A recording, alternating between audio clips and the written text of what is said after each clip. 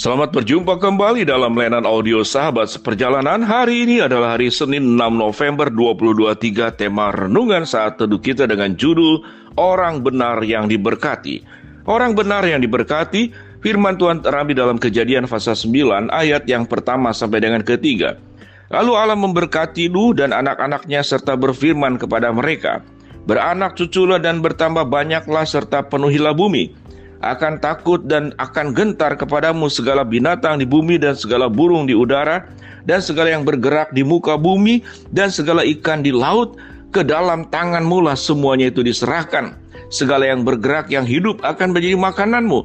Aku akan memberikan semuanya itu kepadamu seperti juga tumbuh-tumbuhan hijau." Mari kita berdoa. Bapa yang di dalam surga, kami ingin belajar bahwa menjadi orang-orang benar adalah akan menjadi orang-orang yang diberkati oleh Tuhan. Dalam nama Tuhan Yesus kami berdoa, amin. Shalom sahabat seperjalanannya dikasih Tuhan. Suatu kita belajar mengingat siapa orang terkaya di dalam dunia ini, maka kita akan bisa menyebutkan yang ada pada saat ini. Dan sewaktu kita mengatakan siapa orang-orang terkaya di zaman ada Alkitab, kita akan menyebut adalah mungkin Abraham, kita menyebut Salomo, kita menyebut Saul, kita menyebut Daud. Tetapi jarang terdengar bahwa siapa yang terkaya di dalam dunia ini, kita tidak pernah menyebutnya Nuh. Mari kita belajar kenapa Nuh adalah orang yang terkaya. Karena semenjak peristiwa air bah surut, itu manusia mengalami kebinasaan. Dan yang hidup yang firman Tuhan katakan adalah Nuh beserta dengan keluarganya. Jadi hanya ada keluarga ini, tidak ada manusia yang lain. Dan firman Tuhan berkata, lalu Allah memberkati Nuh dan anak-anaknya serta berfirmanlah pada mereka, "Beranak cuculah dan bertambah banyak dan penuhilah bumi." Kalimat ini, ayat ini diucapkan pertama kali di dalam firman Tuhan kepada Adam dan Hawa. Dan kemudian diucapkan kembali kepada Nuh. "Beranak cuculah dan bertambah banyak dan penuhilah bumi. Akan takut dan akan gentar kepadamu segala binatang di bumi dan segala burung di udara, segala yang bergerak di muka bumi dan segala yang ikan di laut. Ke dalam tangan mula semuanya itu kuserahkan." Ke dalam tangan mula semuanya itu kuserahkan.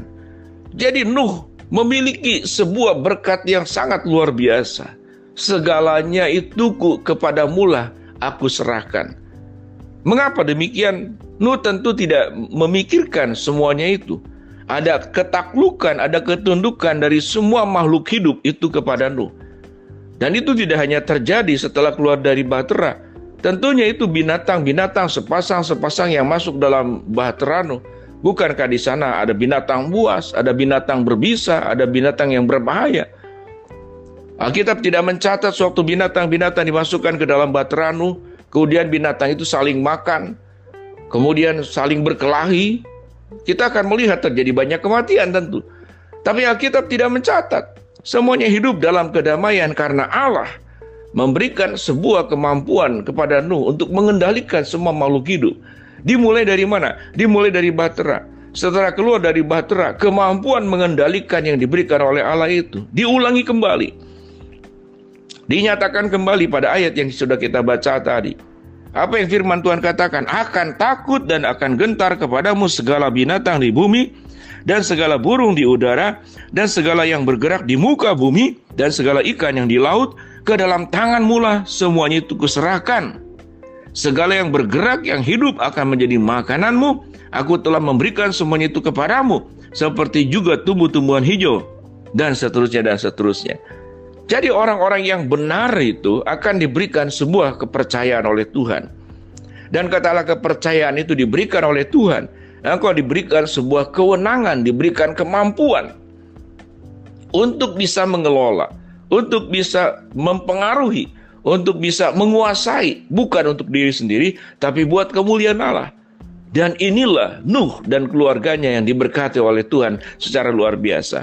Kalau kita baca kembali kepada ayat-ayat sebelumnya, kemudian Tuhan juga memberikan aturan-aturan yang harus dilakukan oleh Nuh.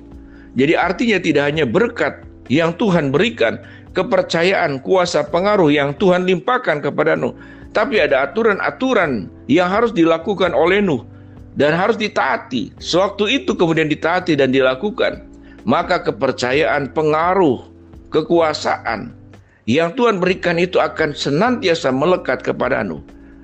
Dan kalau kita belajar pada bagian ini, sahabat seperjalanan, apa pelajaran yang kita ambil? Yaitu orang benar itu akan diberkati. Mereka-mereka yang mati di zaman Nuh adalah mereka yang tidak mau mendengarkan kebenaran, yang menolak kebenaran, bahkan kemudian mengolok-olok kebenaran, bahkan menghina kebenaran, bahkan kemudian mengancam orang-orang yang hidup dalam kebenaran untuk dimusnahkan, untuk dibunuh, untuk dihilangkan. Kalau kita memahami pada bagian peristiwa Nuh ini, sahabat seperjalanan, apa yang perlu kita pelajari bersama? Yaitu betapa indahnya orang yang hidup dalam kebenaran. Mereka akan diselamatkan, dibebaskan dari berbagai macam malapetaka bahaya. Dan kemudian mereka juga akan diberkati. Malapetaka bahaya apa yang terjadi di zaman Nuh? Yaitu mereka mengalami kematian lewat air bah. Mereka semuanya mati. Dan kemudian berkat yang kedua yang diberikan oleh Allah, yaitu berkat itu sendiri. Berkat materi, berkat pengaruh, kekayaan, kesehatan, kepercayaan yang Tuhan beri. Itu akan dilimpahkan kepada orang-orang benar. Sahabat seperjalanan, mari kita belajar merenung pada bagian firman Tuhan yang kita baca hari ini. Dari Kejadian pasal yang 9. Bahwa Tuhan meminta kita hidup dalam kebenaran. Dan orang benar itu akan diberkati oleh Allah. Tentu ini bukan berbicara tentang berkat secara teologi kemakmuran. Bahwa orang percaya kemudian itu akan selalu nyaman, aman, dan kemudian lancar-lancar saja, tidak. Tetapi ini adalah sebuah kenyataan. Orang benar akan bisa mengalami kemiskinan. Orang benar bisa mengalami sakit penyakit. Orang yang hidup benar bisa mengalami bahaya. Orang yang hidup benar bisa mengalami problem dan masalah. Tapi orang yang hidup dan benar akan mampu melewati semuanya itu. Dan orang yang hidup dalam kebenaran akan diberkati oleh Allah dengan janji-janji yang Tuhan limpahkan, bukakan tingkap langit memberkati kita dengan cara yang luar biasa. Jadi ada dua hal. Yang paling pertama, hiduplah dalam kebenaran. Karena Nuh pun tidak pernah memikirkan bagaimana diberkati oleh Allah, dilimpahkan berbagai macam kepercayaan. Nuh orientasi yang pertama adalah hidup dalam kebenaran. Hanya itu saja, dia taat kepada Tuhan, hidup benar apapun keadaannya, sulit, susah, lapar atau miskin, terancam atau tidak. Dia cuma satu, memikirkan hidup dalam kebenaran. Setelah hidup dalam kebenaran, Alkitab mencatat bagaimana kemudian Tuhan limpahkan berkat-berkat Tuhan. Dari berbagai macam aspek, dari berbagai macam unsur yang Tuhan berikan kepada kita. Salah satunya kepada Nuh. Dia menjadi orang yang paling kaya, orang yang paling luar biasa setelah peristiwa air bah itu terjadi. Dan saya percaya bahwa Nuh pun tidak pernah itu dijadikan sebagai yang utama. Tapi itu sebagai perintah. Seluruh alam semesta ini menjadi milikmu, yang ada di bumi ini. Dengan demikian sahabat seperjalanan, mari kita belajar bahwa mengingat menjadi pribadi hidup dalam kebenaran itu bukanlah sebuah keterpaksaan dan bukan menjadi sebuah beban, tapi sebuah anugerah, sebuah panggilan yang harus kita jalin dengan sukacita.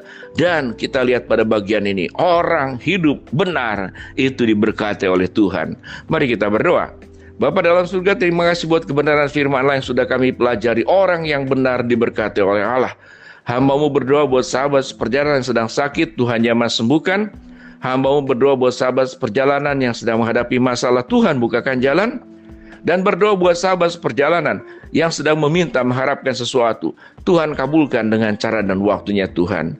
Kami berdoa agar kami berjuang terus hidup menjadi orang yang benar, dan orang yang benar akan diberkati oleh Tuhan. Dalam nama Tuhan Yesus kami berdoa, amin.